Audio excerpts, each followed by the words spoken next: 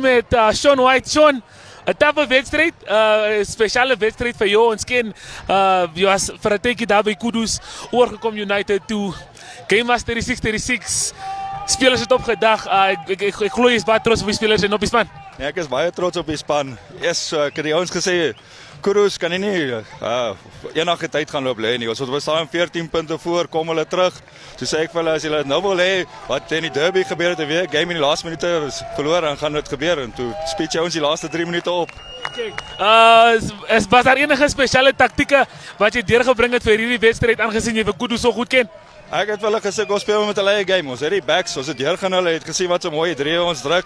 Ons druk al heel jaar mooi drie en ons gaan nog mooi drie druk wanneer ons gaan mekaar begin vind en klik. Lovely. Nee, as ons moet praat van die drie, mooi combination plays vandag gesien. Lekker layoffs, lekker saamspeel. Hoe trots is jy net op die boys nie? Nee, ek is baie trots op hulle, eerlikwaar. Baie trots op die man. Hy is een van die manne. Ek kan so nou met hom praat. Hy sien die spoed wat ons maak. Goeie game gehad, mooi gespeel, lekker assist vir jouself gekry.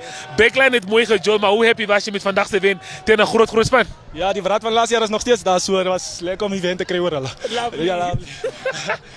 daar hoor julle van United se span, dit was net Jurgen wat 'n goeie game gehad het, maar all in all, tawwe wedstryd, maar hoe voel dit om die wen oor Kudus te kry en I mean, dit beteken dat julle kan beter as die raak vorentoe met die liga.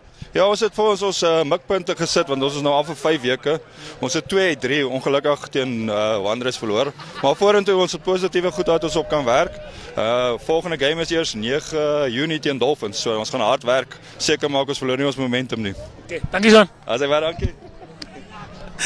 Daar hoor julle van United het die game gewen net in die laaste minute. Ons probeer nou hoor as ons kan woord kry van Kudus se kaptein